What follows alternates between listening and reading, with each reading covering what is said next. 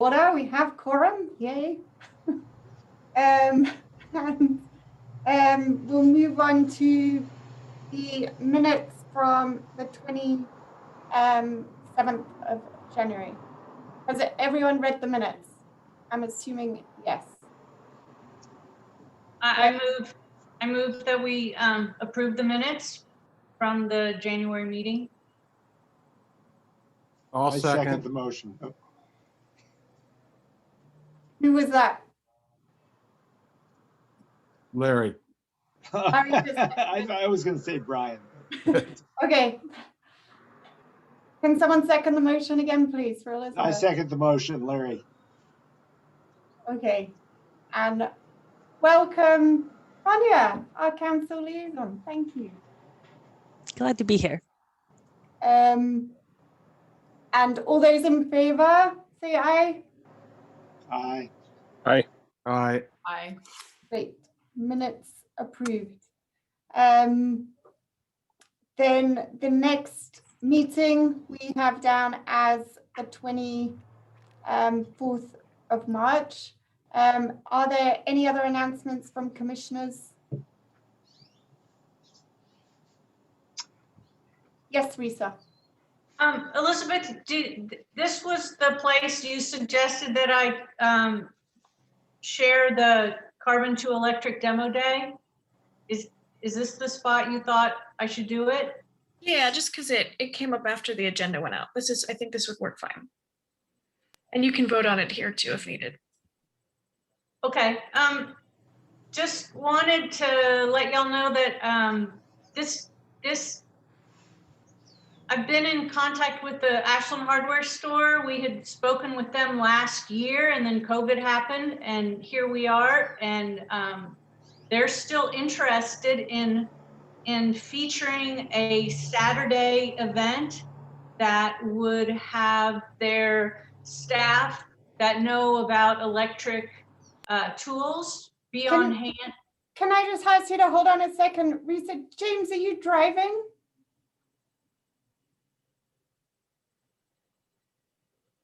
James, are you driving?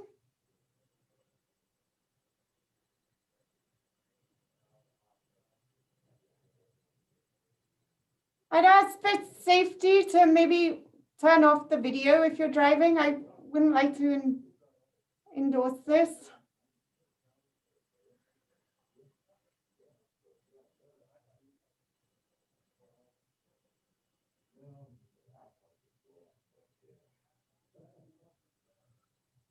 I'm working out my side of the car, having moved from the UK, so I'm guessing James is driving. That's the side of the steering wheel, right?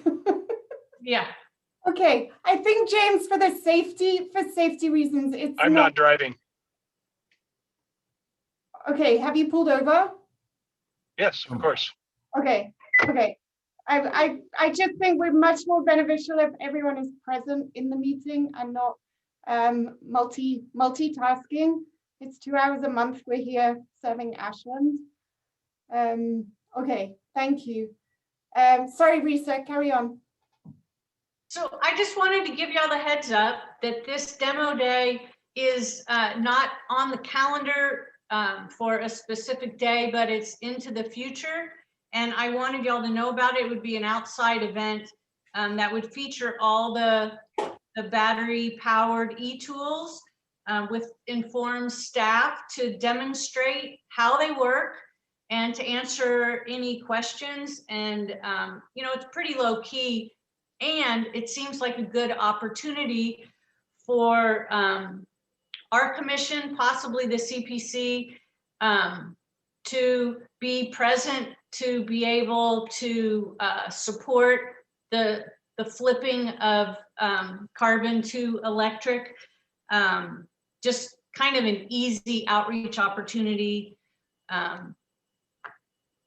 And I guess I'm asking the question if it's something that any of you is interested in. If I'm the only person, that's totally fine because I'm gonna, you know, it's like 2 hours to be there. And it's also possible, Stu informed me that there is a chance that there will be some incentives that would be available for customers to make that purchase. So,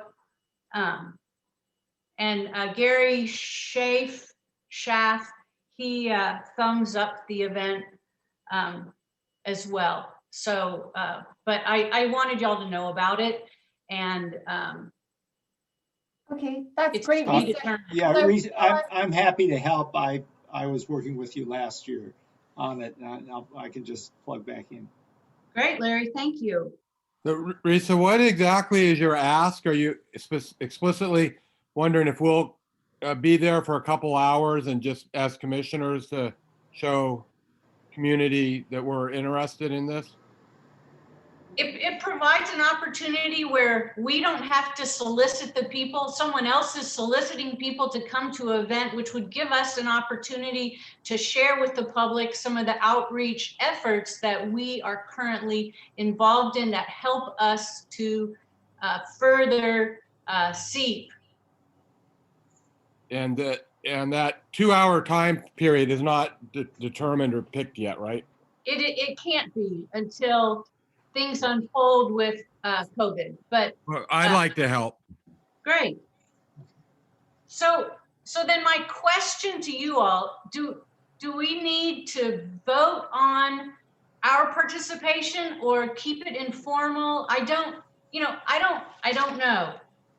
I was just going to say, I'm happy you've spoken to Gary, and I would like it to just be acknowledged in part of his implementation plan. He does have an implementation plan that I was going to mention around new business. And he's spoken to the Parks Commission about this as well. So it is something where outreach will be needed. There is one side of it in terms of the householders, and then there's the other side of it in terms of commercial grade and where Ashland's going. So I would just, so to hear you've spoken to him, he's giving a thumbs up. That has, I feel there is an overall coordination happening there. I think that will be wider outreach that we'll be involved in as well, not just the one event here, but this is a good start. So just having it as part of that wider implementation plan, I think is important, so that it's coordinated. Yeah, it's a start and it's a piece, but it's not the whole pie. Okay. So to speak. Okay. Yeah, I'd just like to say it's also an opportunity. Maybe Bridget could supply something, or somebody from the city could supply a board with, printouts of the various city incentive programs and conservation programs, so that people coming to get the demos of the battery equipment could also kind of see what the city of Ashland has available to help them. Great. So could I just so I think I would like to make a motion that we continue this effort, but we're not making any specific decisions, but basically if we could vote to say, as a commission, we support this, and I will keep you posted as things evolve.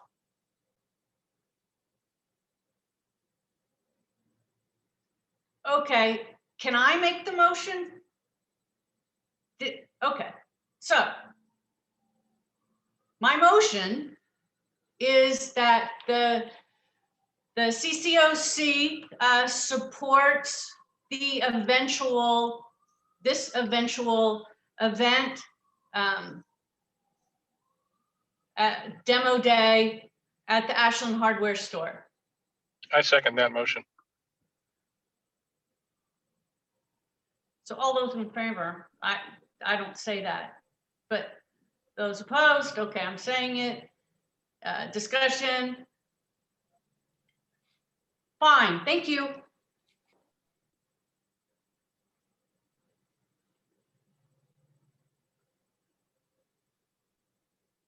Can't hear you, Bex.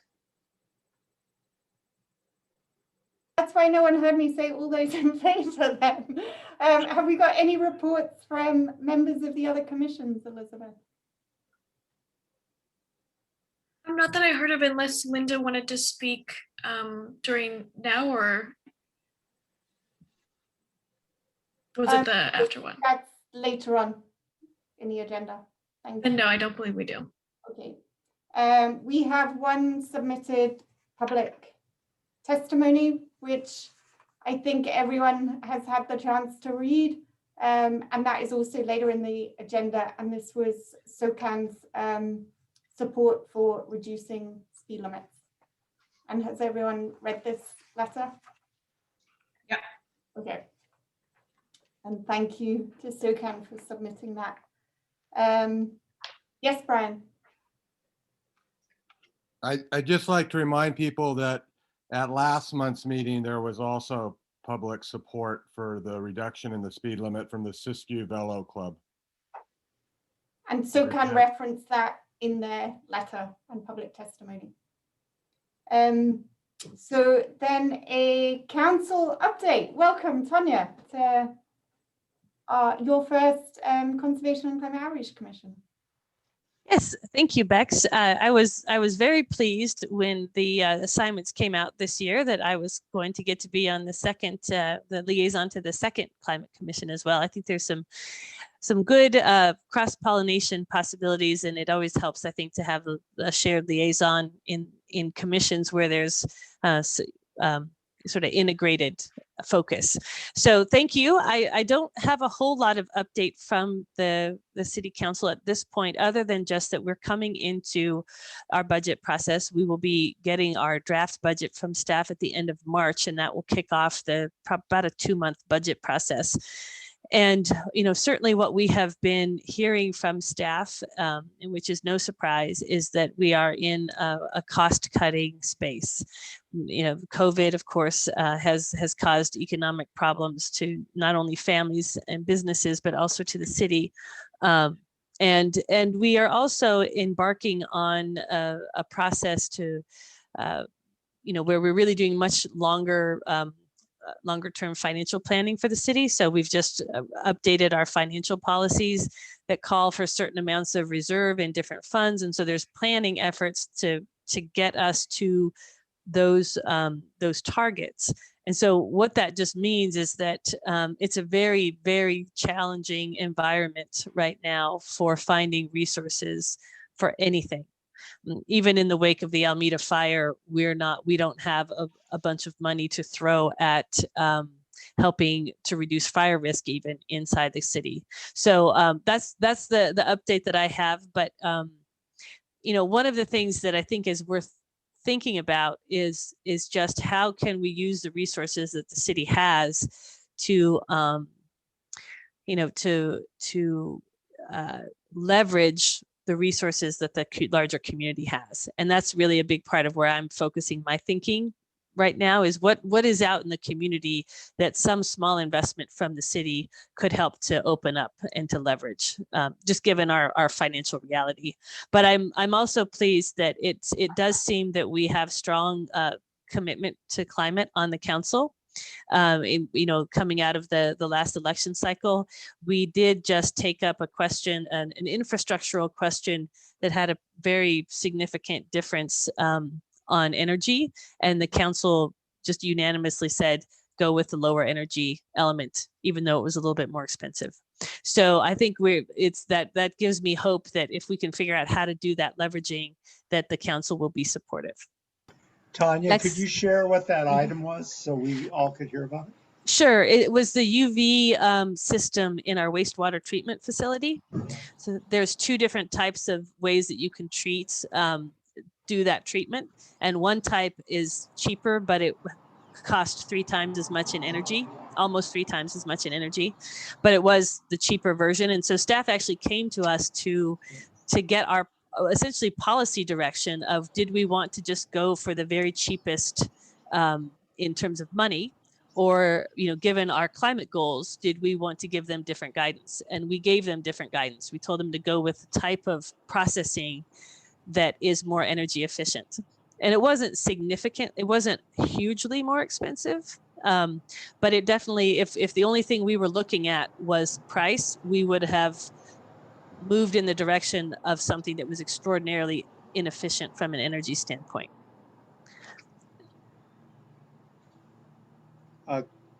I'm just curious, I've been struggling for a couple of years to figure out a way to encourage council to engage in more of a discussion with the community when it comes to budget expenditures and planning and priorities. And what I wonder about, I mean, the budget process pretty much, once it starts, all the reports and planning have been done by staff for the most part, and the citizens have no input. And here we are on a commission where we've had numerous discussions about the impact of various infrastructure projects on greenhouse gases and all those things, but there doesn't seem to be a place or a way to engage with council and staff on that. And I'm just wondering, I've heard rumors over the last year that a few council people, maybe including yourself, are considering having more of a sort of forum format where people could actually discuss with the powers that be some of the ideas that might move us more in an environmentally better direction. It's a really good question, Larry, because budgets follow plans. When you're putting something in place and putting a budget in place, it's to meet certain goals. And right now, the city doesn't have a strategic plan. The last one that was done was, I think, in 2015. It sunsetted last year. We had gotten started on some initial planning before the last budget process, but because of COVID, we hadn't been able to do that next phase. And so we've come into this next budget process without a clear set of direction from the community. And that's what makes it hard. It makes it hard as a counselor too, because there isn't a process even for the council, except for inside the budget process, which is often late to the game, to identify what is very highest priority for council. The other just reality for this year anyway, or for this biennium, is that there is very little that's going to be discretionary, because the budget situation is so tight and we have so many mandates from the state, that there isn't a pot of money that we're expecting that we could sort of decide what to do with it. We don't have a whole lot of flexibility. So, but I do hear you, and the council is doing a work planning session 2 evenings next Thursday and Friday. And part of the point of that whole thing is to identify what are the big issues that counselors want to be able to get through alongside of the rest of the work that the staff needs us to do. And this kind of, this strategic planning is one of the things that I'll be talking about. And then also, how do we really get more progress and action on our climate work, which in my mind includes the wildfire risk reduction piece. So is there any way that people in the public can give written input or oral input to that planning session? I mean, I've watched this happen for years and years. The council does these planning things, again, without input from some really smart people in the community who would love to give some input. Yeah, they just settled on the dates. I don't think I'm not seeing a process ahead of that session, but it's the potential might be there to have it after that session before maybe a final recap comes in. It was put together, honestly. I know I get it, Larry. I asked for the work plan session because I wanted to have some kind of a conversation before the budget process. But because of needing to get it in before the budget process, the timeline is very tight. And that's why there's not an element of a public, more of a public element to it. So what I would say is send messages to your council. Send a message that goes to the whole council that says, when you're talking about work plan, I really think that you should talk about this. That sounds good. Maybe we can, as a commission, do something about that before the end of this meeting. Guess we'll see. But thank you. That's helpful. Brian? Hi, Tanya. Hi, Brian. I'm wondering if you, as you kind of look towards the future and the implementation of the SEEP, with what you said about the budget and the lack of funds related to COVID and tax revenue, et cetera. Do you think that most carbon saving initiatives are going to have to come from the citizenry and private citizens. I mean, that was the biggest basket anyway, but do you think city operations that might cost money that could be carbon saving are going to have to be put on the back burner now? What do you mean, Brian, in terms of carbon saving initiatives? Well, like just say either mitigation or maybe not carbon saving, but programs that are within the scope of the SEEP that might cost money, either mitigation or resilience, adaptation.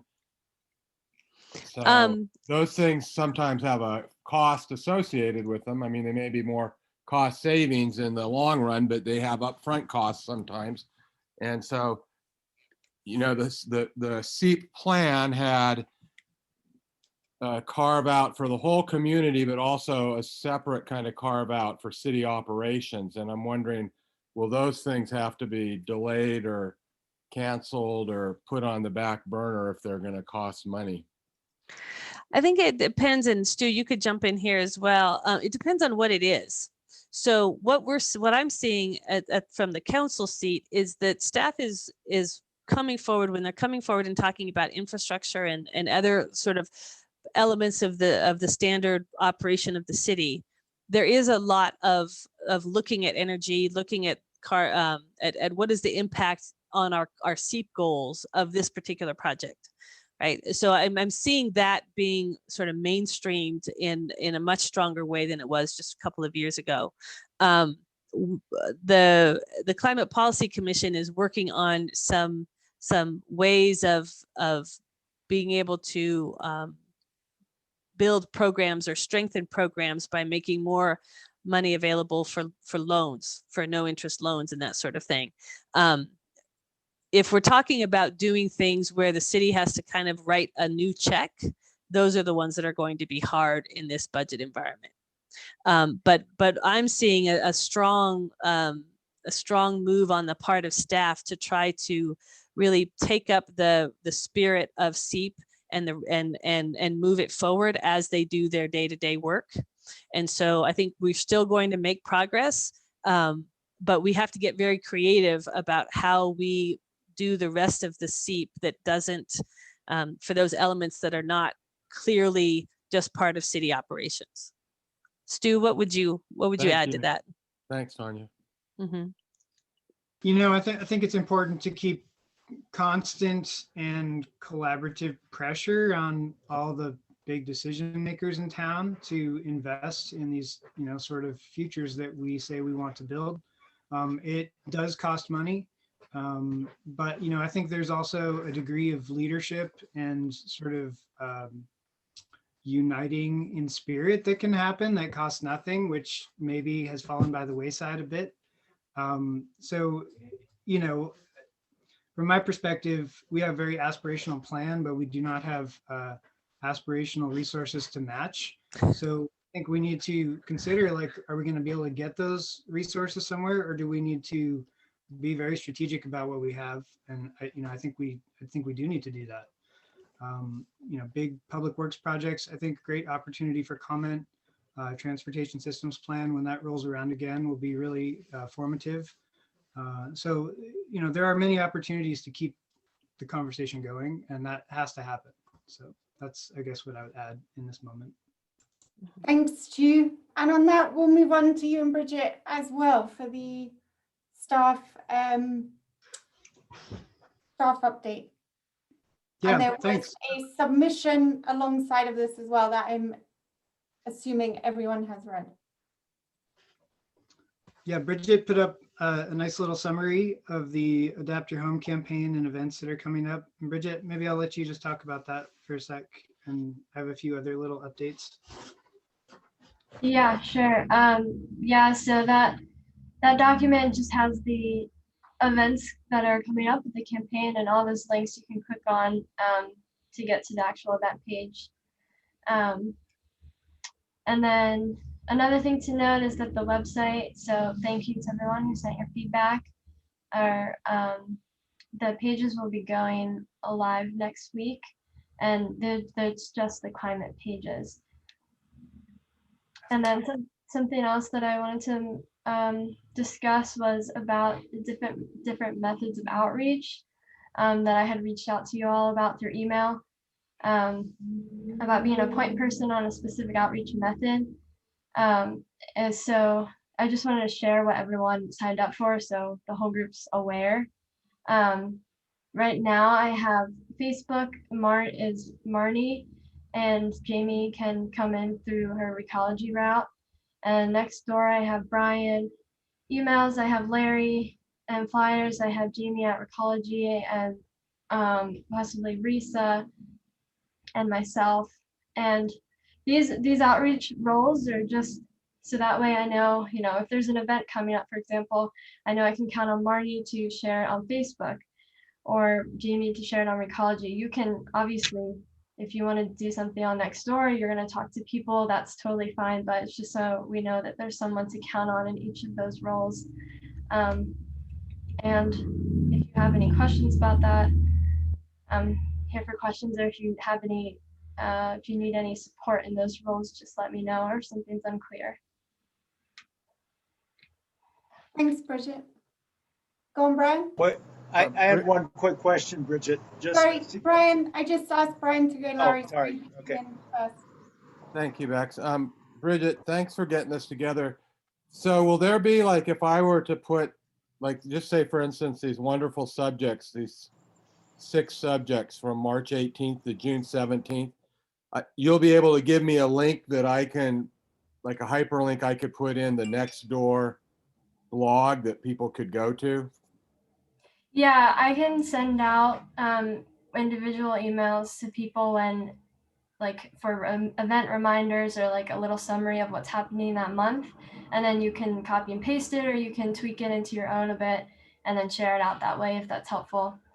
So for the citizenry to find out about these things, besides the different, Nextdoor and email and Facebook and these things, are we going to actively let people know about these things, or do they have to kind of find out on their own by searching different things for them? I mean, I think the goal is that to continue to get people to be engaged, so that way they come to the point where it's more on their radar rather than them having to search it out. So, I mean, I hope that we can continue to build on that and build momentum. But is the city going to send out communications like through energy bills or emailings, or like say for instance, are you guys going to send something out to let people know about the March 18th wildfires and climate change information? I put a blurb in the, I missed the blurb for the city source for March, but I will have it for the rest of the other months. But I don't know, Steve, if you have any other suggestions, or if you all think I should send it out in a different way. No, well, I think we're hoping that this commission and that everyone on here can serve as a multiplier for what we put on Facebook. So the more of you that help to engage with that, the better. We do plan to put stuff into the city source every time it comes up, but that's not the ideal reminder because people get it on an irregular basis, and it usually we have to plan out 2 months ahead, which is fine. But we want to not count on just the city source. So I think having a strong Facebook presence and some direct emails to people who we think will benefit from that, stakeholder groups, SOCAN, and those type of folks, we're hoping will spread the word. And there's a pretty good climate network now in the Valley. So I think getting it into the right hands can do a lot. Okay, Larry, then Risa, can I ask that we're quick in terms of keeping to the agenda? Thank you. Yeah, this is real quick. I just want to make sure I understand. So you all, with the climate department there, will have a very active Facebook page that is up to date, so that if there are things coming up, or let's say I email 100 people about some events coming up, I could say, and be sure to go to this city Facebook page if you want to get the most current information on this. Is that how it's going to be? Yeah, I have all the, I'm working on putting all the events on Facebook so people can sign up through there and be But they monitored. all be they would be in one place on Facebook? Yeah. Yes. Okay, And they're great. also on the city calendar. Yeah, well, I think that would really help having the Facebook, I mean, because, people, it's just so easy for people to use Facebook, and so many people in Ashland, take advantage of it for good or for not. But I think it's good to know that, and the city needs to really be there with stuff. Thanks. And Lisa? Yeah, just really quick. I'm happy to hear that it's in the city source. I know that space in there is like gold. I'm just wondering if there's a way to present it where it's in the same spot, like maybe there's just like this Seek Climate Activate box, to help to get in people's brain that, this is a place that you go to and you check and you can find out the latest way to activate. That's all. I think we hope to be a regular presence in the city source, and that's a pretty consistent format, but it does change a little. And hopefully the new website, once it launches, will serve as something of a hub. And that'll just be the city website /climate. So pretty easy. It's not live yet, but it will be soon. Great, thanks. That's Thanks. exciting, y'all. And Stu, do you have anything further for the staff update?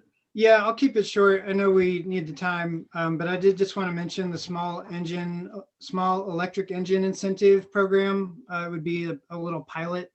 I've tried to set aside a little bit of clean fuels money to do something with that. Most likely that funding will be most available after July 1st. So we can do some initial planning. I'll put some sort of proposal together. And those of you who are interested, we can talk about. Let's see, particularly I'd like to find other vendors in Ashland who might have this type of equipment, because we want to be inclusive with these incentive programs. The other thing I'd add, there's going to be, there are new chargers at the Grove, 4 new public chargers, which are not turned on yet, but hopefully will be soon. Also, for those of you who are interested, we have a conservation loan at City of Ashland that's been around for a long time, and we're looking at proposal to sort of beef that up a little bit, try to focus it a little more on electrification. And it's I think a really good opportunity to scale an effective program here. So CPC has a lot of information about that in their last meeting packet. I'm not going to try to summarize it all right here. But for those of you who are interested in that, I think it's a great program concept, and we're really building on something we already have success with. So ask me if you have questions about that. The zero emission vehicle incentives are going really well. People are buying a lot of electric cars. The equity component of that incentive seems to be working, although it's a little bit more paperwork. It's a good inspiration for future programs, I think. And then the last thing I'm going to say very briefly, those of you who are interested in recycling, the Senate Committee on Energy and Environment is having one of their final hearings on the new recycling modernization bill, and you can tune into that tomorrow if you want to give testimony on that. Being mindful that it's probably on your own and not on behalf of the commission, but it's maybe worth keeping track of. Jamie can probably speak to it more than I can, but just wanted to pass the opportunity along. Thank you. Thanks, Stu. Okay, we'll move on to business. It's called old business. I like to call it business. So the commission monthly column in the sneak preview, and we have to work through a couple of things here. First of all, we have the e-bikes one has been approved, and has that been published in the sneak preview? Yeah, I believe it was in this month. Okay. And and basically we don't, the article that we have in the queue at the moment that's approved is the recycle one that Jamie wrote a while ago. And I need guidance from you all. I mean, I have my opinion, but I need, I don't get to say because it's our column, but I need guidance with that. And Jamie also submitted the Has Waste one for our approval tonight. So then we also have the water conservation one. Right. So, so the one missing from that list is the one that Jamie wrote, not the new one that's Jamie's written, but the older one that Jamie's written that is still in the queue. Sorry, Elizabeth. It's just at the very bottom. Sorry, it's not more. Okay. Oh yeah, it's not in the table. So when did can someone remind me, at the last meeting, we decided to publish that one, to wait on that one because we had the hazardous waste one coming up? Okay. So the water, sorry, go on, Risa. Well, I need to hear for this, like, I'm going to be submitting whatever article you tell me to after this meeting today to Curtis, so it can go in the March issue. I need to know from the group, which article is going in. That's all. Okay. So given the hazardous waste one is time dependent because it's an event, that one we do not want to move for the following month. And we agreed that at the last meeting.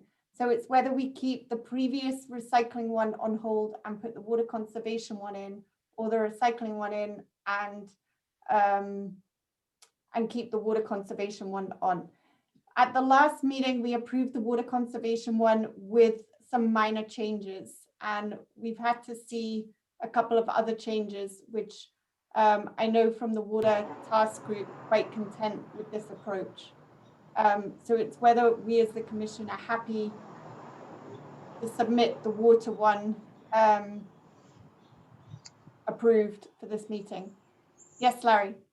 Well, I'll tell you, this is hard on me. I actually I had to make some more changes because my understanding was that the water conservation article wouldn't go until April. And that, the way it's written now, that would be appropriate. I removed, there was in the first paragraph, there was stuff about winter use and determining whether you had leaks based on your winter use. And since it wasn't going to go until April, I took that out and put more emphasis on irrigation, conservation, and the mulch issue. I don't want to put it back. I mean, at this point, it's an article that's very appropriate to be published in April because that's when people start really engaging with their water systems.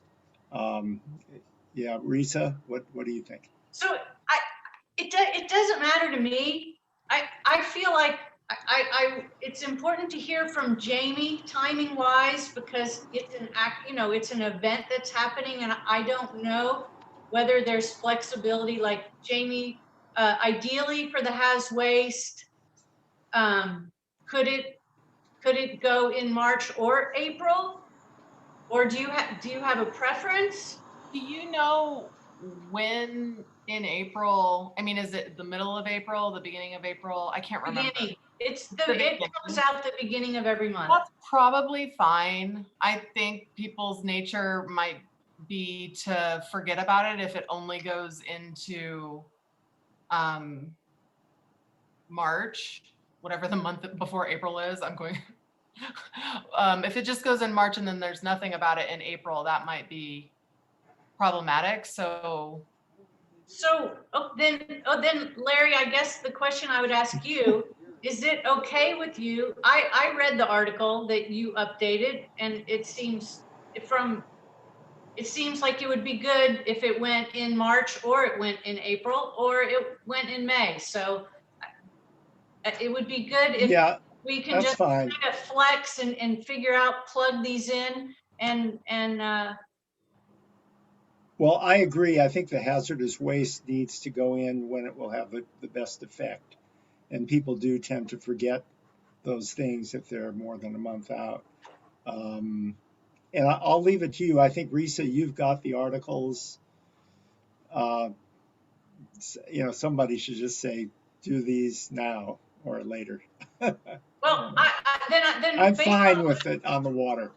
Okay, so I'd like to just propose that we do Larry's revised water conservation article. I'll submit it this afternoon, and Jamie's article on Has Waste, I will submit it in a month.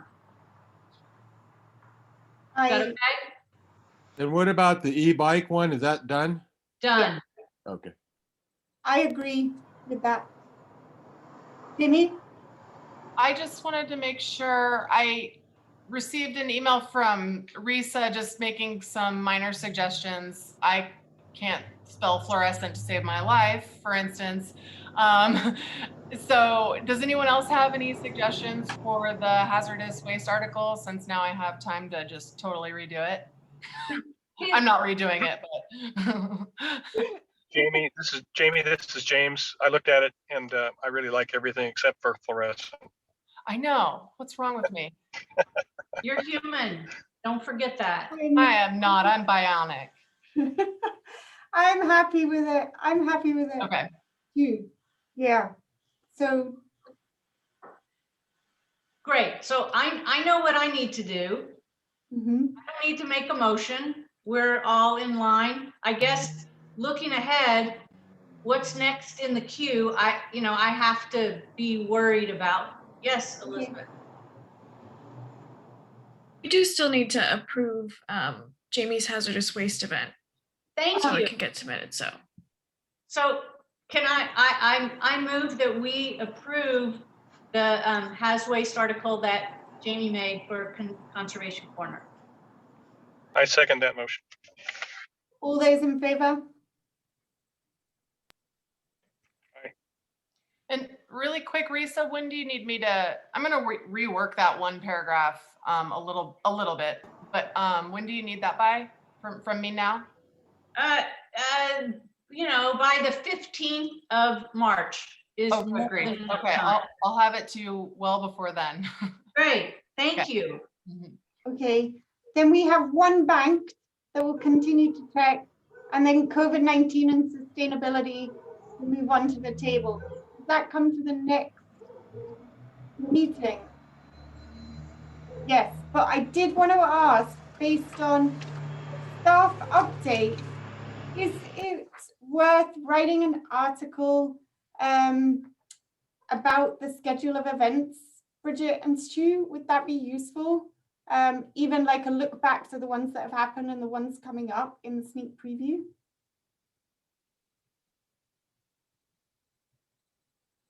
I think it would be useful if you guys have the space for it, but if you already have plans, that's okay too.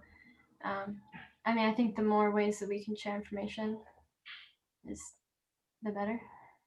I think it would be really useful just having a synopsis of this movement around the website and advertising the website, advertising the Facebook page, and just setting out what we're doing. And it's even saying for the previous 2 months, we've covered these 2 topics. We want more people to get involved. We have these coming up. We have a revamped website on climate. We have a Facebook page, and just getting that information out through the sneak preview. I think that would be a brilliant article, just covering it and having a synopsis there. Would anyone agree, disagree, support that, have any ideas? Good idea.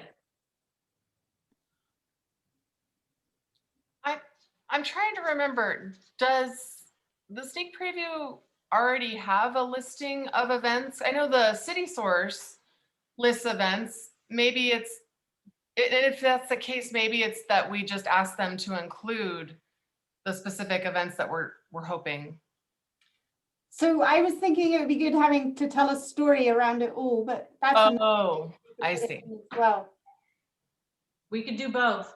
Yeah, I think that's a good idea. I didn't realize there was an event. Okay. So then in terms of our bylaws, can we have an article written for Conservation Corner by Bridget that summarizes all this, or do one of us write it on behalf of Bridget? Can someone keep me right? I would propose that somebody team up with Bridget Okay. from the commission. I would be happy to team up since I've got one article sitting there that keeps getting postponed. So I feel like I haven't put pen to paper yet and everyone else has. So Bridget, let's team up and we'll do that. Maybe we'll even have 2 to put in the pipeline if the one that gets postponed keeps. I focus on that one too. Does that sound good? Sounds great. Okay, so then for you, Elizabeth, the next one, May, will be Bridget's. We'll keep the waste one banked so we don't have 2 going out sequentially. And then we'll, for June, we'll have the very loose topic of COVID-19 and sustainability that doesn't have a focus yet. That's for June, you said, Bex? Yeah. Okay. Or the waste one might come back, but we'll put that as June for now. I think that will keep us moving. And then for everyone to think of other ideas. That's good. Thank you. So maybe in a meeting or 2, we can do another brainstorm for the next 6 months. That sounds great. Thanks. Okay. And that brings us on to reduce maximum speed report. So we have 3 people joining us for this agenda. Oh, they're coming in now.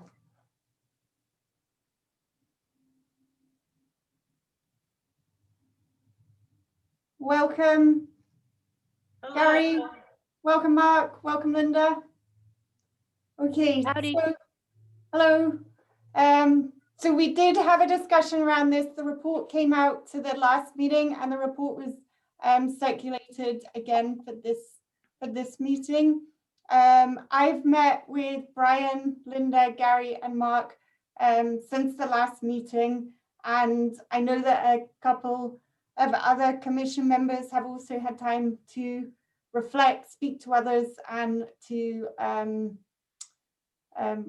this particular item. So we have seen the contents of the report presented at the last meeting. We have discussed why this has come from. What we're going to hear from, I think, Mark today is just a little bit more of where we've been in terms of the process and where we've got to and how we've got here. And then we'll open it up for discussion. Thank you, Bex, and thank you again for allowing us into your guys' meeting. We greatly appreciate the opportunity to come back and hopefully clarify any questions or concerns you all may have. Again, I'm Mark Brillard, Commissioner in the City of Ashland's Transportation Commission. What we were talking about last time when we were here is what we call 20 is plenty, or reducing the speed limits by 5 miles per hour. We do realize that one of the main components of it is safety, but that is what can lead to us reduced greenhouse gas emissions. How do we achieve the SEEP goals of lowering greenhouse gas emissions? I once asked Stu if we took all the gas burning cars off the road, how much that one action would have in lowering greenhouse gas emissions. His response was 17%. Actually, I think he said 17.6% if we're being accurate here. So if we can provide a more sustainable and more suitable environment for modal equity, by recommending to the council that Public Work look at 810.180 to lower speed limits by 5 miles an hour and encourage the adoption of House Bill 3055 should it pass. I think that is the first step in getting more people engaged with bike and pedestrian as a mode of safe transit, thus reducing greenhouse gas emissions. And we need to teach our future consumer users of modal equality, bike, skate, walk.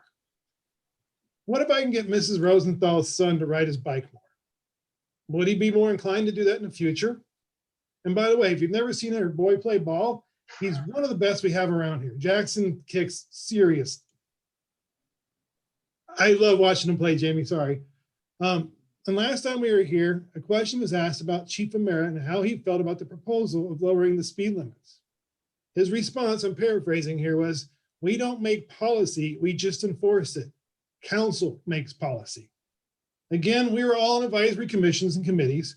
Our job that we have volunteered our time for is to give the best recommendations to council. So far, we have the support of the Climate Policy Commission, and we also have the support of the Transportation Commission. And we would like the CCOC to also endorse it. What we're not telling the CCOC is this: we do need some common ground in this, is we'll need the O part in the CCOC. We will need to teach people. The climate outreach is critical in this, in my opinion, because two things are touched by this: air quality awareness and climate resilience and preparedness. Hopefully that gives a little bit more of a synopsis to what that 40-some page report we wrote was. 45. Do you guys have any questions? I would love to answer them. Thanks, Mark. And just one question from me, and then I'll come on to Risa. In terms of the process outside of the commission, and because I know we've had support from SOCAN, we've had support from Siskiyou Velo, you've also spoken to a number of other groups and representatives across the city, and I was just wondering if you could touch on that. Okay, yeah, Scott Fleury, Acting Director of Public Works, he has been behind us with this one. He's actually supporting us. We've talked to, of course, Officer McLennan, who would be doing the enforcement. And it doesn't bother him one way or the other because that's just his job. We have gone through pretty much every exhaustive person you could think of. And I did get a fun time and shared with Bex and other people our sidewalk maps and accident reports. So if you ever want to have some fun, it's not yet available. I think, Elizabeth, you might have access to it. It's the bike map, or the sidewalk gap map. That'd be another way we could show how we can prove to lower greenhouse gas emissions. But back to Bex, your main point, though, we have talked to the city, the Public Works, and they are 100% behind this because it's another way for us to make bike boulevards. And it'd be easier for us to do it with 810180 than to go through and have to do street by street, bike boulevard by bike boulevard. Does that answer what you're looking for, Bex? Yep, absolutely. Thank you. And Risa, you had a question. I don't have a question. I just had a comment. Should I save it? No, Give me all you have, Risa. I would love it because last time you had very good points and I really wanted to say thank you for your points. Well, I appreciate that. And I also appreciate having a little bit more time and discussion around this. And I just wanted to iterate that I support, 100% the concept of 20 is plenty. There were some questions I had, some concerns, and actually had a really good conversation with Linda Peterson Adams, whose face is on the screen at the moment, and just felt a lot more comfortable with some process things that I hadn't heard. And I just, I feel very comfortable supporting 20 is plenty. That's all I'll say. Well, thank you. We do appreciate that. Thanks, Risa. Are there any other questions, James? Yeah, I have a question. I kind of attach myself to the question of, enforcement, and McLennan and others are happy to enforce whatever needs to be enforced. And so I kind of understand that more now. It made sense last time in our conversation that could be a big issue if you're trying to implement something that can't be really enforced. I got two parts of the question. One is, well, maybe a suggestion that because this impacts all the traffic in town, or at least a major part of traffic when it comes to wherever these limits are posted, that public input, I think, would be really essential for public buy-in, and as part of the outreach commission, the outreach is education and possibly bringing people up to speed with what the arguments are in favor or not, and asking for public input. Have you considered that? That's the first question. And the second question is, how does this make bike boulevards easier to implement? No, the only way, if I heard you correctly. the only way for us to get a 20-mile-an-hour speed limit on a residential street is to classify it as a bike boulevard. So with traffic calming, and part of the TSP as we're looking into this, is part of the thing we can do with traffic calming is put a bike boulevard in. It's our only way in the Transportation Commission to be able to get the speed limit down to 20 in a highly trafficked road. So to the other one, public buy-in, you got a great question there. I mean, most of the people we have been talking to are a group of people who are like-minded. So my guess is most of our responses will be from the people that we know are gonna be, this is a great idea. We don't have a problem. Me looking at it from my perspective and forward looking, we have a big chunk of downtown through 20. Nobody has a problem with that. Majority of our roads are 25 already. 85 percentile, by the way, of driving is 23 miles an hour is the average speed limit people go. So asking them to go from 23 to 20, I don't think that's too unreasonable. But James, you bring up a great point though. Have we asked for public input? Linda, I'm not sure if we have or haven't, so I'll let Linda go ahead. Part of the entire.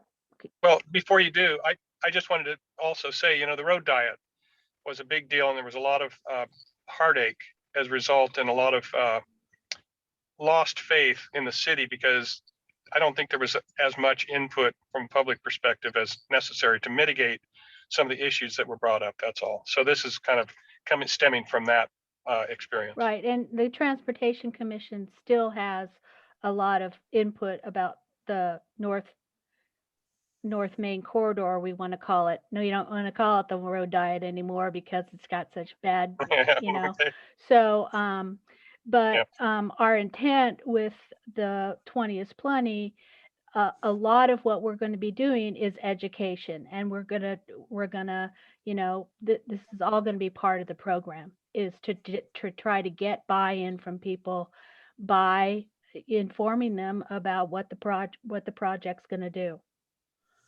So, Gary, oh, sorry. Oh, Gary, you're on mute. So I was just going to add that the Transportation Commission is actually going to be the lead commission on this. So the responsibility for seeking public impact and organizing the approach to moving this forward is really a part of their work program. We're, as the Climate and the Conservation, Climate and Outreach Commission and the Climate Policy Commission, we're in some ways just voicing our support for the initiative that the Transportation Commission will take in concert with the Public Works Department on this issue. Thanks, Gary. Yeah, I do see it as it's an endorsement from our commission's in principle for what's being proposed of this initiative, and to support it going forward. Brian, then Linda, sorry. I would really hope we would vote to support this time. The Transportation Commission and the CPC have done so.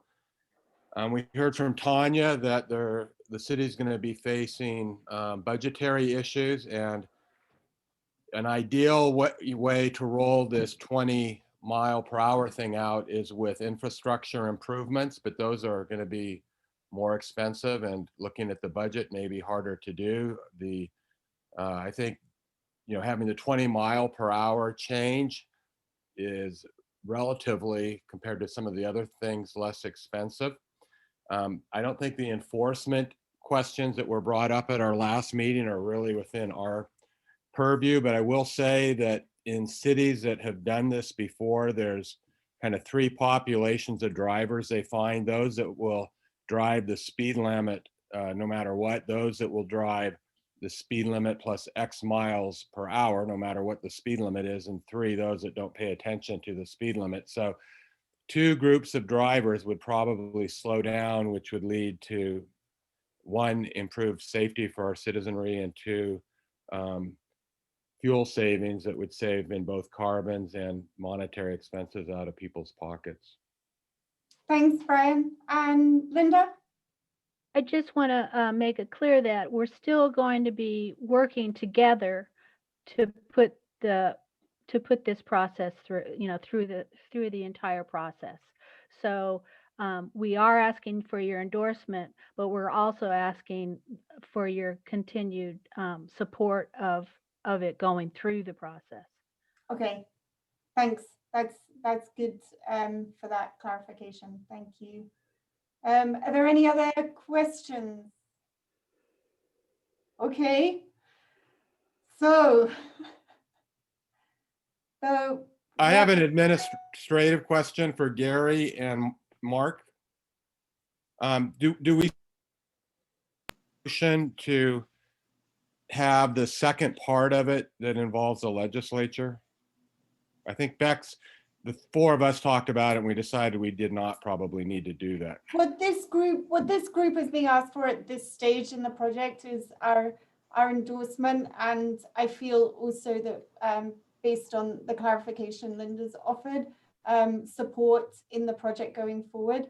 I think it's a great example of 3 commissions already, possibly more coming together, of something that actually will become a major part of the future of Ashland. I've often said we have various strategies setting out the future vision, and I hope one day we have a really strong vision saying we want Ashland to look like this in 10 years. We want this economy. We want this resilient economy, a community like this. And this to me is a really valuable piece in the puzzle for it. And I hope, one day it becomes part of that bigger strategy of a stronger vision that we have for Ashland, bringing together all the strategies that we have from various commissions and various economic plans, various infrastructure, revitalize downtown Ashland, the SEEP. At some point, I'm hoping these all merge into one strong vision for the beautiful city. So for me, it is, rather than the legislative side on your question, Brian, it is for the endorsement and support from this commission. So from the previous presentation, it's just the first that we're being asked here. Risa. Is it time to make a motion? Can we do that now? I think so. So I move that the CCOC supports 20 is plenty. Do we have a second? I'll second that. All those in favor? Aye. Aye. We have support. Aye. Thank you very much for joining us. Oh, they go out when we put a motion in, don't they? Okay. We still have Gary here, Elizabeth. Sorry. I thought I was just a little slow. Oh, I wanted to say thank you to them. Can they hear us? They'll still be there, won't they? Yeah, they're still as an attendee. So. Okay. Thank you, Gary, Mark, and Linda. Linda, Gary, thank you very much for joining us again. We really appreciate the work that you've done, and Brian initially, and as a commission, we are here to support. Thank you. Sorry, I always that at that point they leave the meeting. Sorry, Elizabeth. Thank you. I have a quick question about this.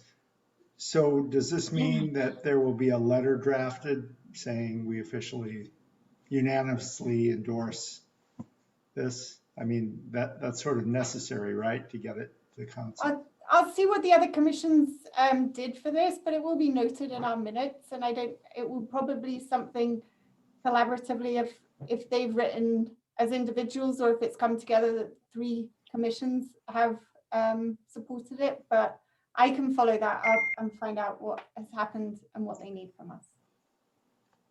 Thanks. Hey, Bex, this is James. I got a question for you, or recommendation.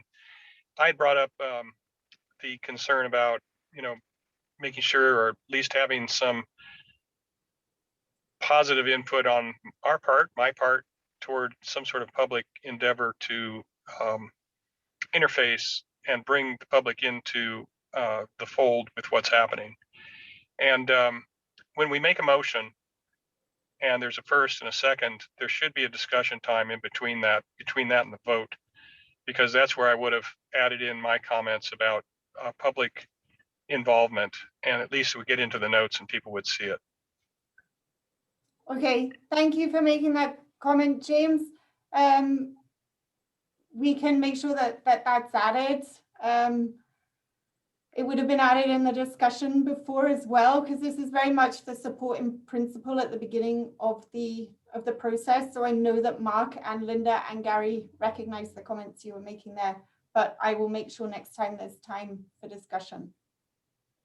Yeah, it helps is all, just because sometimes last time I would have voted no. But if I'd had a chance to say what I wanted to say, maybe I would have voted yes if we'd had that motion. So thank you.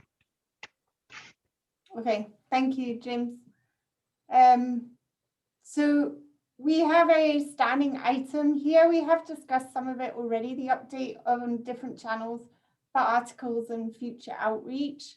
I do feel we need to keep an eye. There's a lot coming at this commission at the moment. We have our 3 projects, but we're being reached out to by a number of other areas. So we might be getting to a point where maybe we need to look at this holistically to make sure we're keeping focus, but at the same time representing all these areas in a way that they need to be represented. So we've had quite a push in terms of the different channels from Bridget's work through the council. We've now been asked in terms of the 20s Plenty.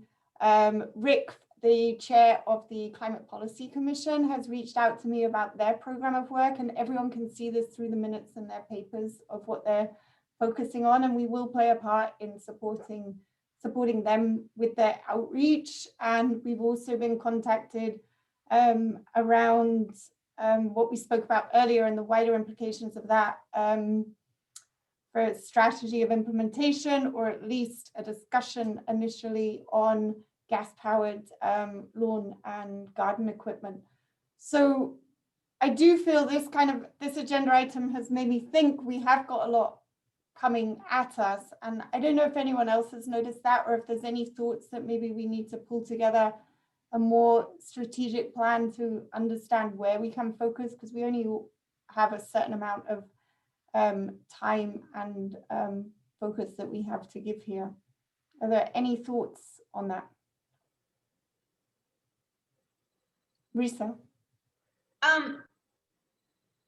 It's unclear to me what we call our subcommittees. They're not subcommittees. I call them work groups. I'm wondering if work groups that are not particularly active,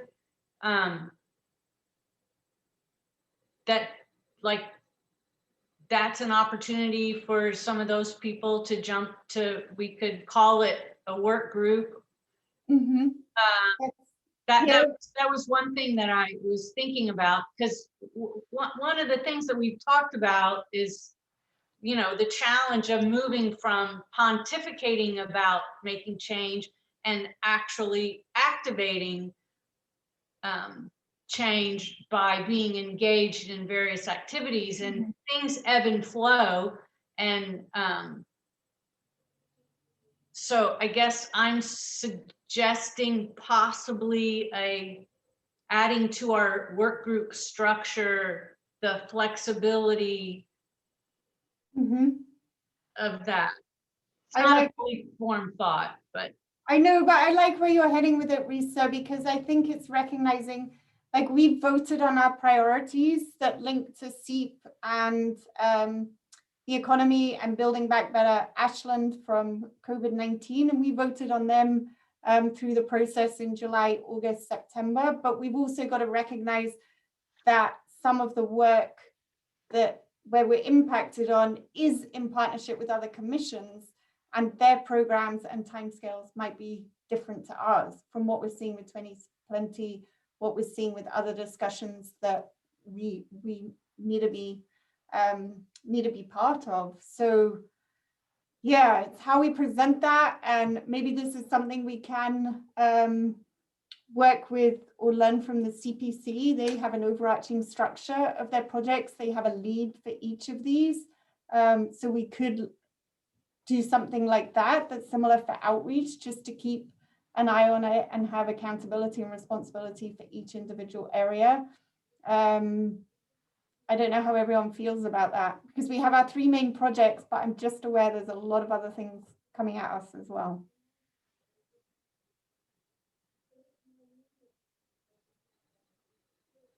Is this something I could work on for discussion at the next meeting, so we have a visual to look at? Well, Would again, welcome that.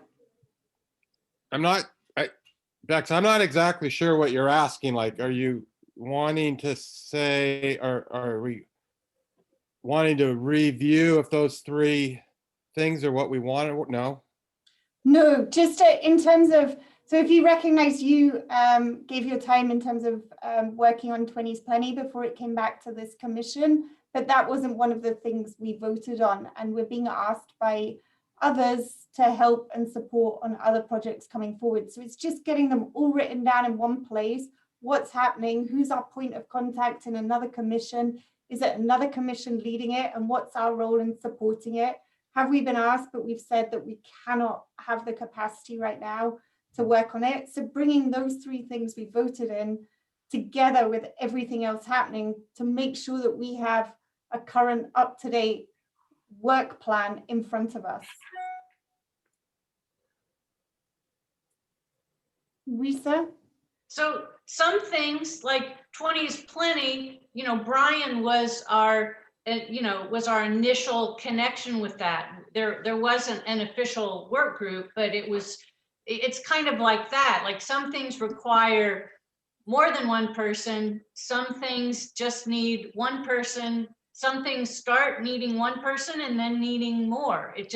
We just have to be, we need to be flexible. We have to be agile and dynamic, but I do think it's useful just having everything on the radar. Like from some of the emails I get contacted about in terms of support, just have them there so that we can acknowledge the work coming in. We can also have the campaigns in terms of what's happening at the city council there as well to make sure we're supporting the city council, because that's been a request a number of times from Stu. This is just an idea to get us a little bit more structured and coordinated in what we're doing. Yeah, Bex, I agree with you. I think it is a really good idea. It just helps to bring everything into the focus of what we're doing and where we're going and what we committed to or what we voted on and so forth. Okay. I agree with you. So if we had a visual to discuss at the next meeting, would everyone welcome that? Yeah. Sure. Okay. Yeah. Thanks. I can help you with it if you want as the whatever co-chair thing that okay. Thanks, Risa. And if anyone else,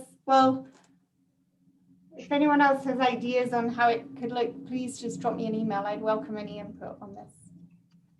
Okay.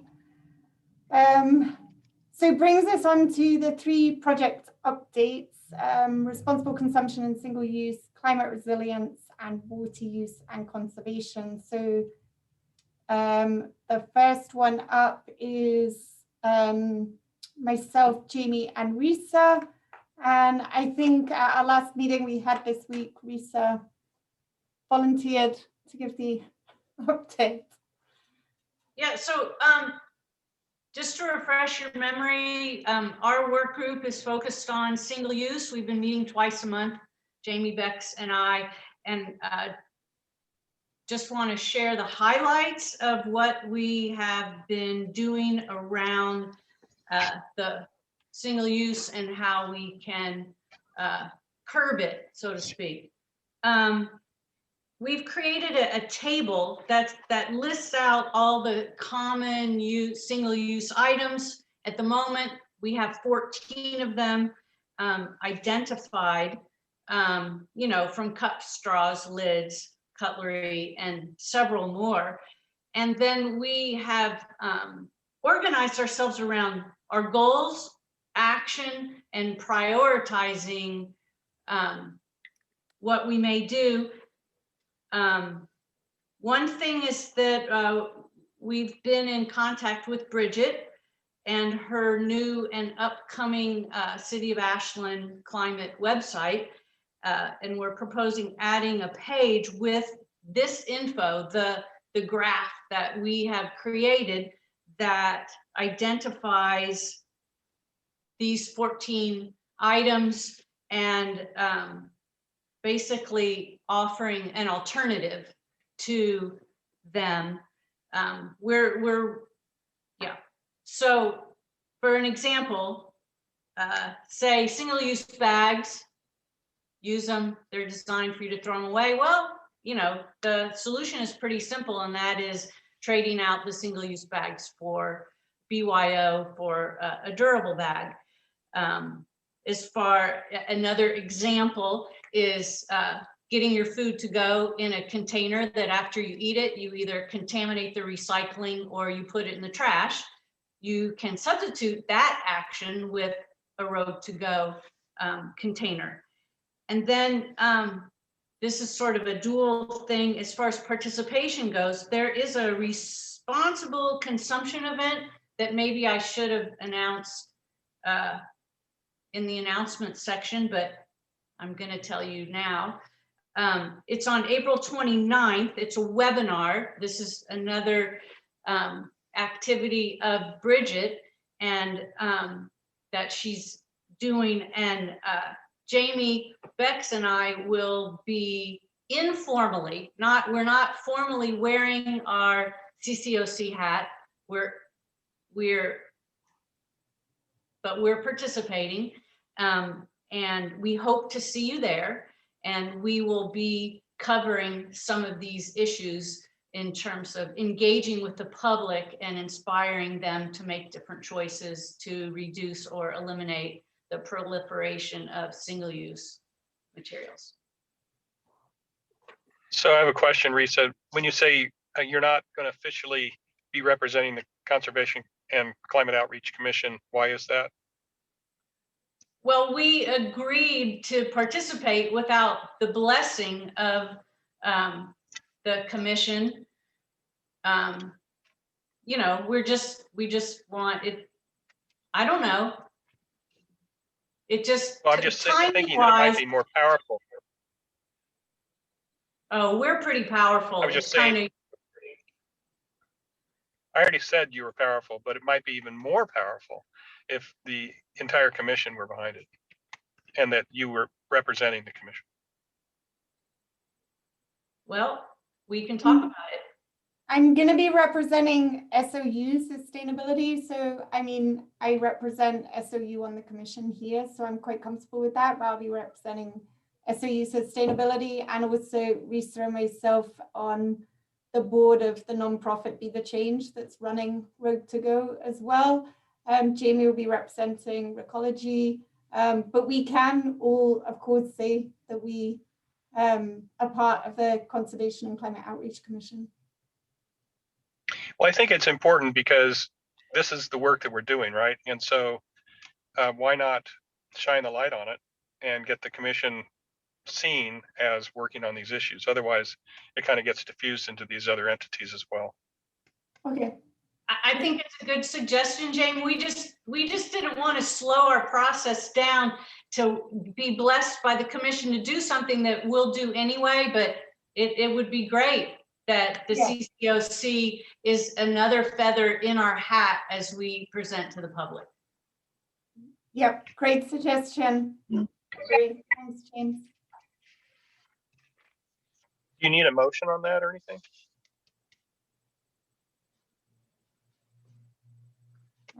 I wouldn't want to have a motion on that. I feel it's too much. Does anyone think we need a motion on that? No, I mean, as long as, you know, it's official that you guys can represent the commission, that's all. Do we need a motion on that, Elizabeth?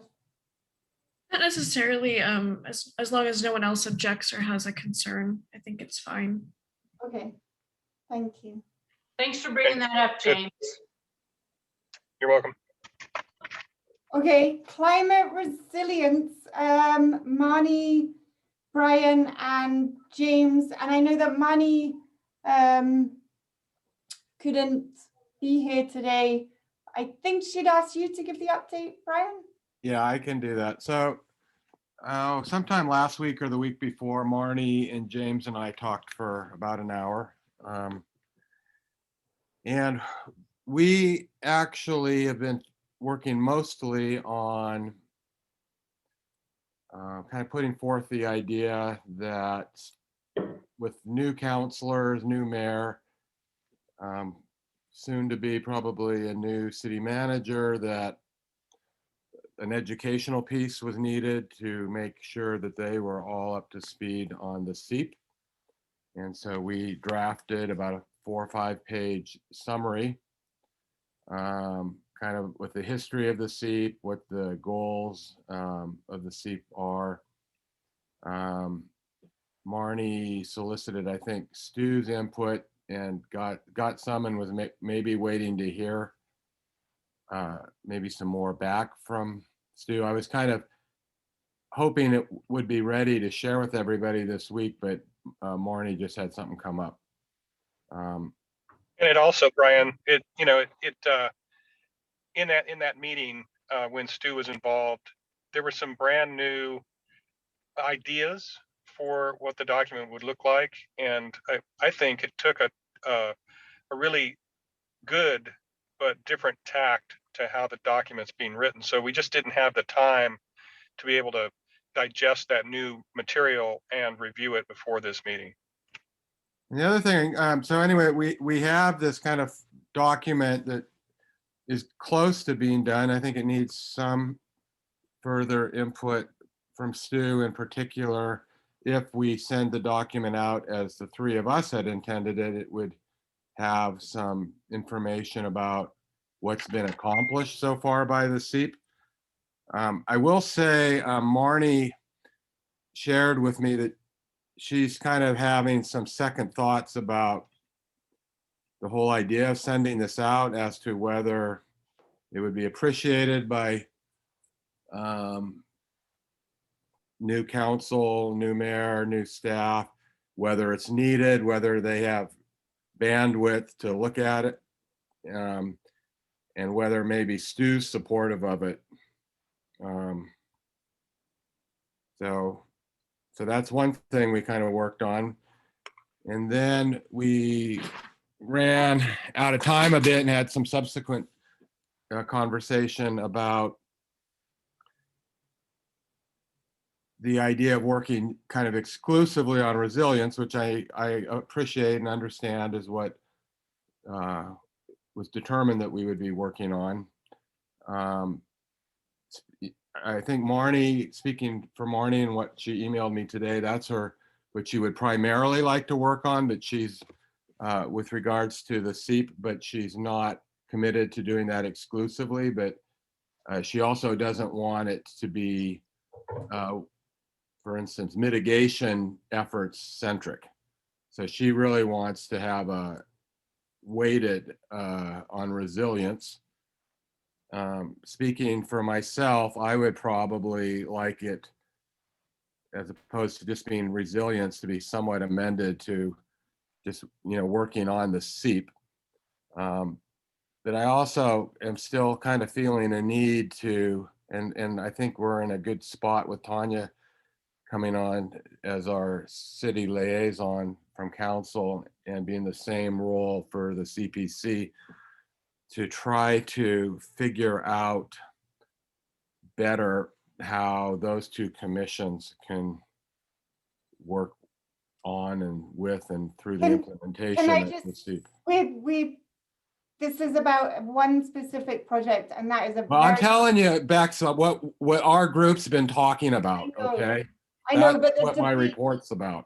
the question on how the two commissions are working together is a huge question that we've had in a number of meetings, and we continue to have it in the meeting and out the meeting. So just bringing back to the climate resilience, at the last meeting, Brian, you had the context of SEEP, and then it was going to go down the avenue of climate resilience, which is what everyone in this commission voted for as this project. So I'd be really keen, and completely appreciate your update, and I acknowledge projects take different turns and stuff.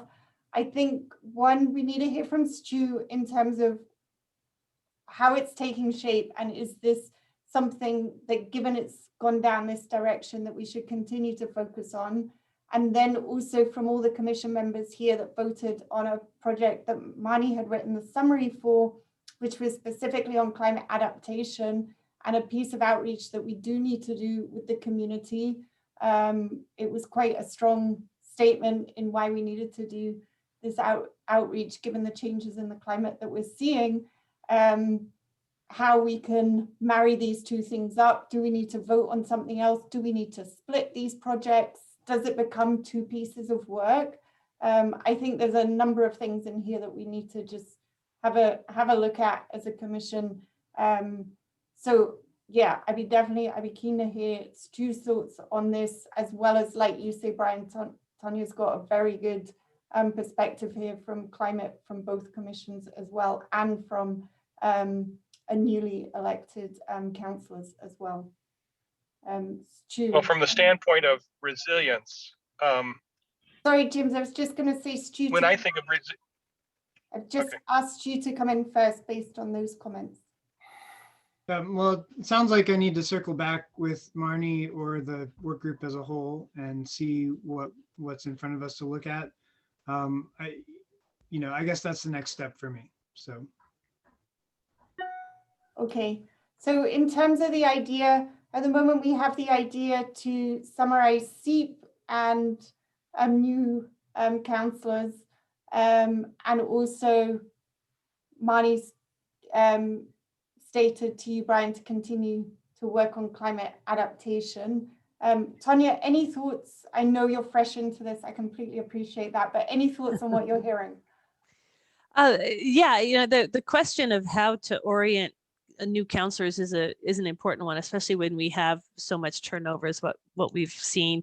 And I can tell you that these first couple of months of being a new counselor, it's like drinking from a fire hose, trying to catch up with everything that's in process that everybody else knows the backstory on, and then heading right into a budget process. So the Climate Policy Commission is also trying to figure out, as is the Wildfire Safety Commission, what's the appropriate way to get in front and orient the counselors, especially the new counselors and the mayor, to what the goals are of the different commissions. I would just say it's a tough time right now because the budget process is about to start. We're doing these extra work plan sessions and all that. In a perfect world, that orientation would be done ahead of those conversations. But I wonder if maybe something that can be worked on is,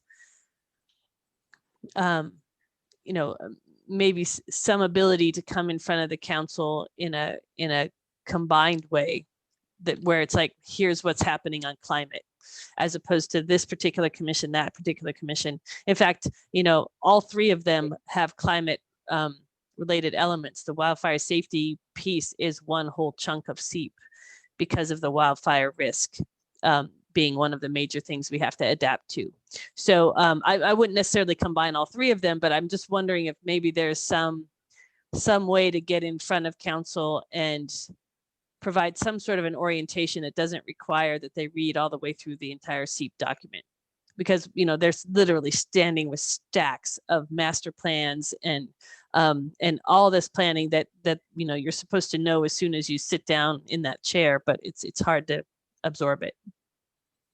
Okay. So I'll think about that. I'll think if what might work for kind of helping people to get up to speed quickly. Okay, that's really helpful. And just before coming to James, who wanted to speak, and then come back to Brian as well, just on something you said there with the Wildfires Commission, with climate adaptation specifically, was initially this project, but it's going in a couple of directions at the moment, and we will work that out. But could the part focusing on climate adaptation, could we join forces with the wildfire? Have they got work in that area on climate adaptation that we could support in terms of that project, that Marnie can work with specific people in the Wildfire Commission? Yeah, I think that that's definitely an opportunity. The Wildfire Safety Commission and the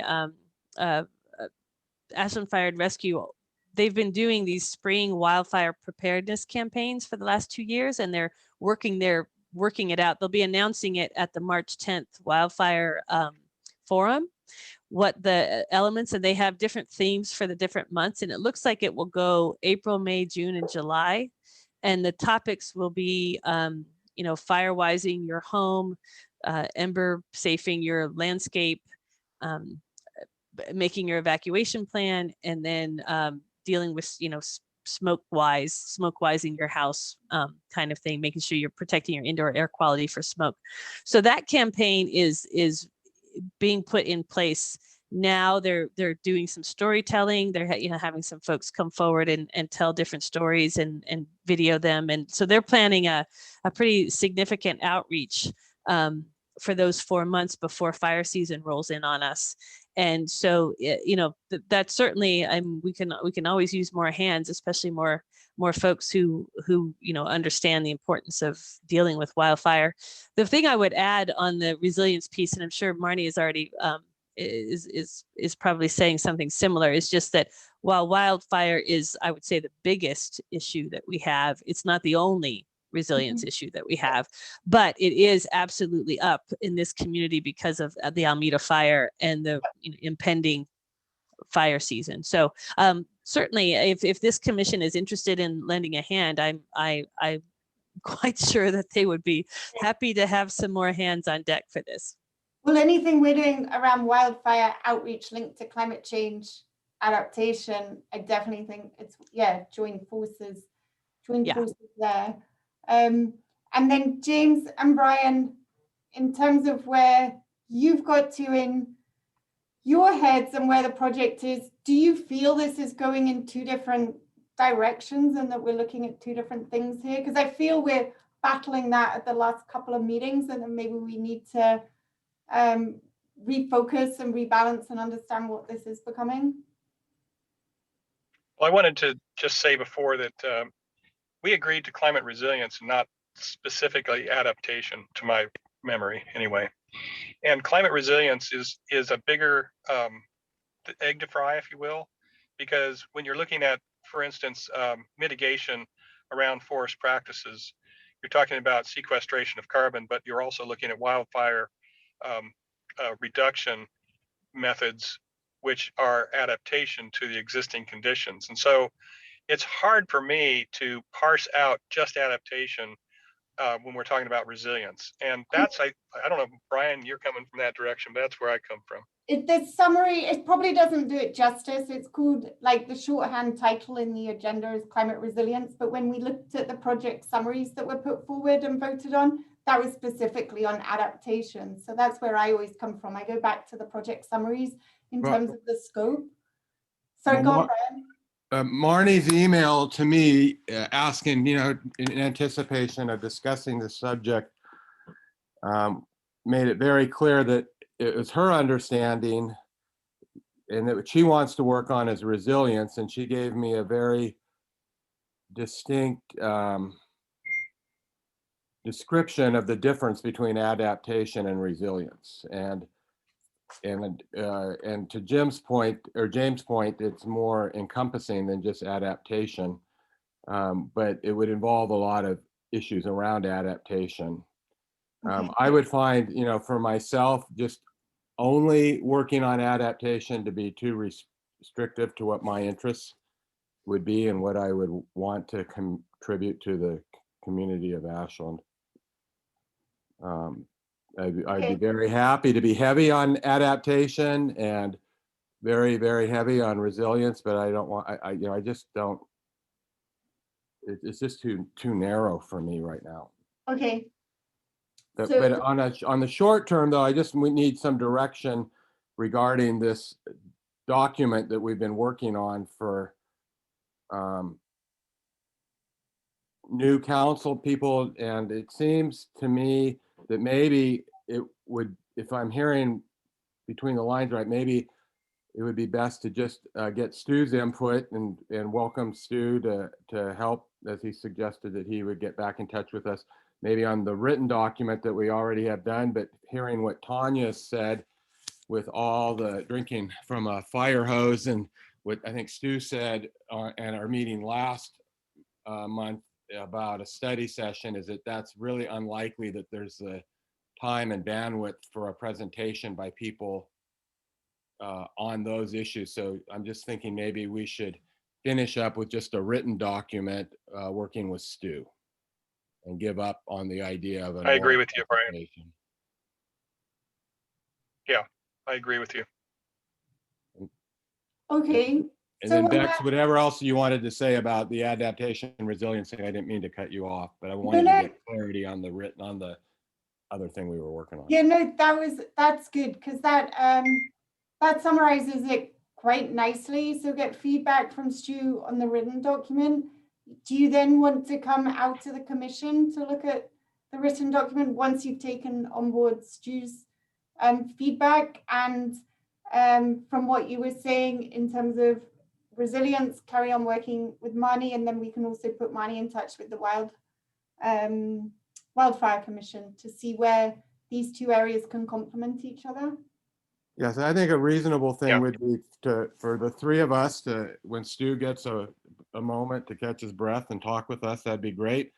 And then we'll work very hard to get in the appropriate time frame to Elizabeth the 4 to 5 page document in a form that could be shared with new counselors and staff and the mayor, new mayor. Okay, and I definitely think it's also worth, and I'm happy to do this via me, or if you want to contact Rick as chair of the Climate Policy Commission, because we are summarizing something that they're, just to make sure we're not duplicating and we're complementing each other here.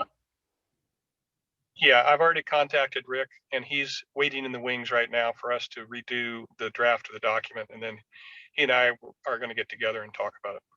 Okay. That sounds good. That sounds good. Bex, can I add something in there? And that is just that one of the ways that new counselors also learn about a variety of things is to have conversations with people. And so I know that when I was new, a number of folks reached out to me and said, let's sit down and talk about this particular issue. So when you get that summary done, the group might think about using that as a base for requesting individual conversations. And then you could send it over ahead of time. And then you could have the discussion, and between sending it ahead of time, having the discussion, that would probably create a really nice solid orientation to the work, to the SEEP program that would set them up for whatever then future conversations need to happen from this and other climate, the other climate commission. That's a great idea, Tanya, because that's what we did for the Climate and Energy Action Plan as well. So yeah, that worked well. Thanks for that. Sorry, go on, Stu. Yeah, Tanya, thanks for saying that. I was going to say essentially the same thing. Just, it is good to cultivate the personal relationships. I don't think it would hurt any commission to sort of have a buddy system for counselors and other commissions. So if each person, say on this group, has one counselor and one other commission that they sort of keep up communications with, I think that can go a really long way. So just thought. Thanks. I like that. Okay. So James, Brian, have you got, on the two parts of the project that are moving, are you quite comfortable? I don't think we have to go revisit the scope or anything at this stage. I think, does that give you enough to go back and discuss with Marnie? Yes. Okay. And then if you want to check in at any time, just have a conversation or anything like that between now and the next meeting, please feel free to call me anytime. Okay. Okay. Larry, can we shorten the time? Yeah, no, that's fine. I'm happy to have a short time. I think there's really nothing new on the water conservation front other than Brian was really helpful in, kind of recrafting the article for the sneak.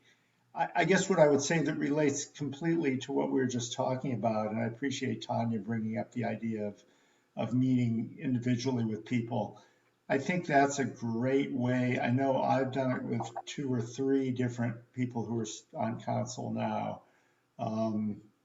And I think that the way, climate issues intersect with city infrastructure planning, budget, and policy are so complex and interwoven that just sort of dumping report after report after report on individual council members doesn't quite get it. I think they need help seeing how the pieces fit together, and the best way to do that is one-on-one. And I found the counselors, some are very open to it, some are not sometimes, but enough are open. I think more counselors now are open to having this discussion one-on-one. And I think that we need to bring everyone along. The thing I've found, which in having discussions with staff, particularly with Public Works, is that there has been a little bit of a change in sort of staff's view of water conservation. And, I would like to hear some update on where we're going in terms of if we're going to have a dedicated water conservation program person in the city, or whether that's going to get axed in the budget or not. If that were to get axed, then it would be, we would need to step into that breach a little bit, because there are a lot of programs that are running now, and I know Public Works is continuing them, but I worry that they could get snowed under with their regular responsibilities, and not having that position could have a big impact. That's something for the future. The other thing is, I think we have an obligation.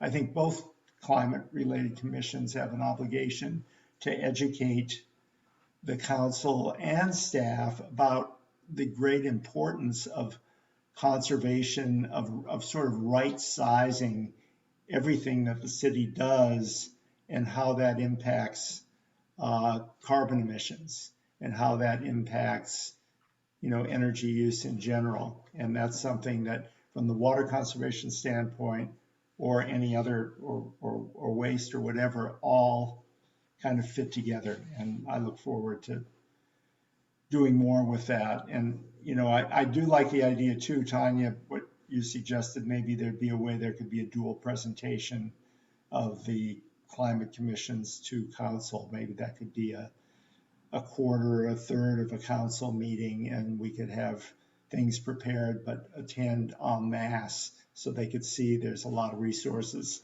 that they could tap for help. And I think that's enough. Are there any questions about water stuff? Nope. Well, for me, thanks, Larry. So compost recommendation update. This was an email that was sent from our commission to Adam. We got a response in terms of some thoughts from the city. And there was going to be further, I heard through the grapevine that possibly there was going to be convening of a meeting, but I haven't got a further update. I haven't been contacted on that. Outreach to the new city council, I think we've covered that in every other agenda item.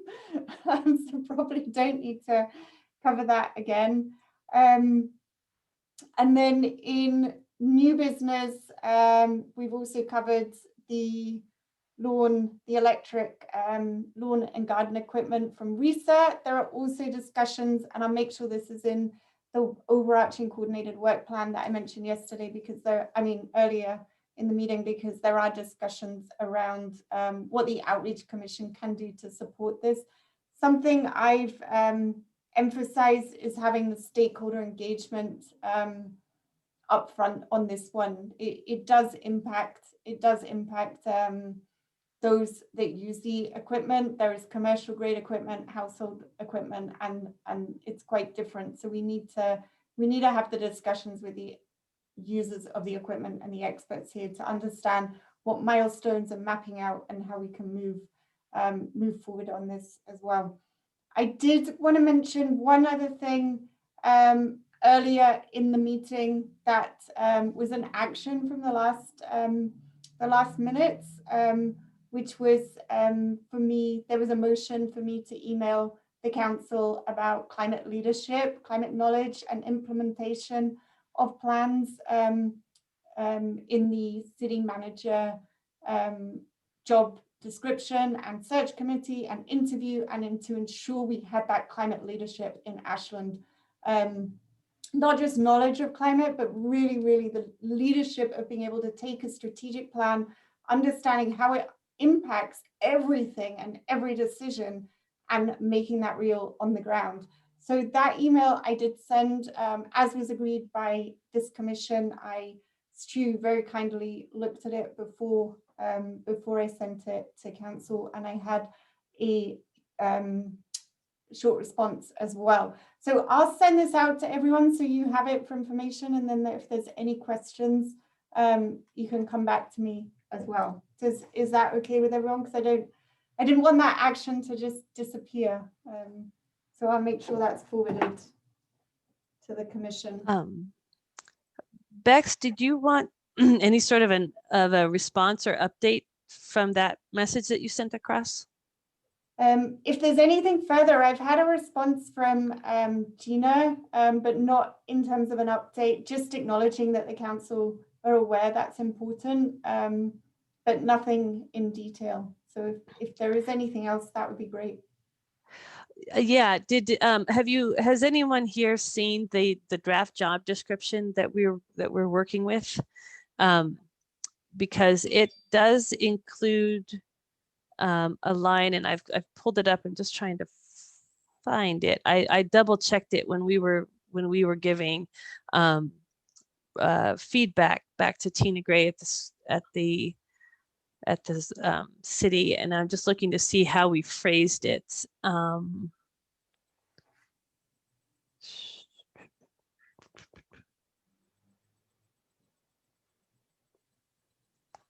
Let me see. Of course, it's always hard to find these things when you're a little bit on the spot, but let me tell you while I'm looking for it, let me tell you the rest of it.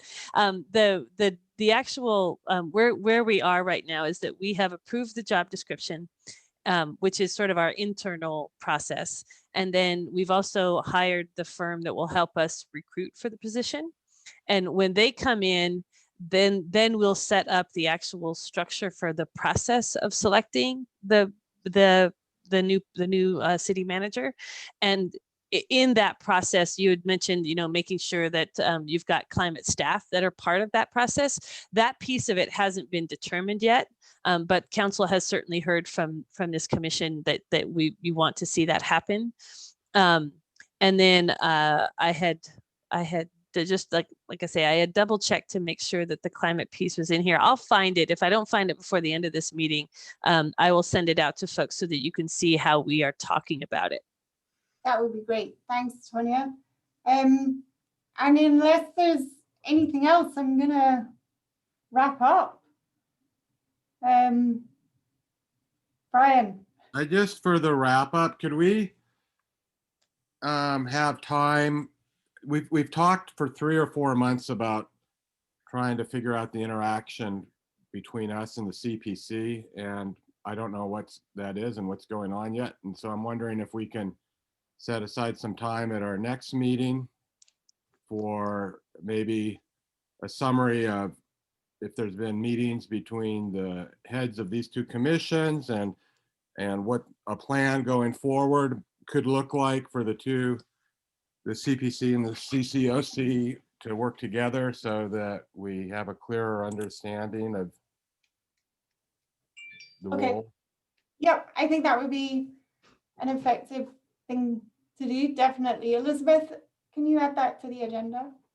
And I really feel great that Tonya can really lend some help and guidance just being at both meetings all the time. So it probably makes it a timely addition, because I know we've had various conversations about it, and maybe it's time just to look at it again.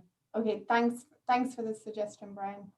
Risa, did you have anything to add? Oh, I just would request that when we have that discussion that Tanya be present. That it be a time, you know, like in case she was, you know, going to Hawaii on vacation next month, then maybe we should wait until April. Okay. I'm happy to participate if that seems like it's the right space. I did find that piece, if you want me to just tell you how we're talking about climate change in the job description. Yeah. Do you want that? Mhm. Okay, under knowledge, skills, and abilities, it says principles, impacts, and implementation practices to address climate change at the local government and community level. And then there's another section up a little bit higher where it talks about communicating and implementing a strategic vision for a community. It's not linked, it's not in the same place as climate, but that leadership is something else that's been identified here. I don't have it right at my fingertips, but both of those things are in there. That's comforting. Thank you. Okay. On that note, everyone, thank you for being here and doing everything you do. And I'm sure we'll be in touch via email, and I'll see you all next month. Thank you, Bex. Thank you. Bye. Thanks, everyone. Thank you.